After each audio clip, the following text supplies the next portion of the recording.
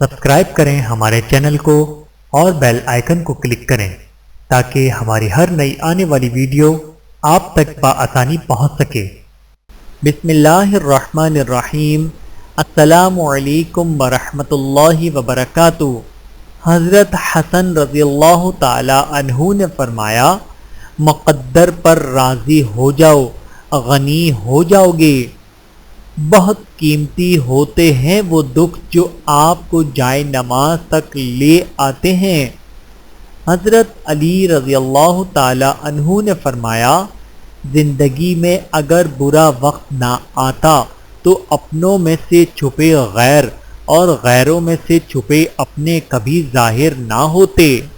حضرت علی رضی اللہ تعالی عنہ نے فرمایا، دوست اپنی زندگی میں ایسے دوستوں کو شامل کیا کرو، کبھی وہ آئینہ ہو اور کبھی وہ سایہ ہو، کیونکہ آئینہ جھوٹ نہیں بولتا اور سایہ ساتھ نہیں چھوڑتا۔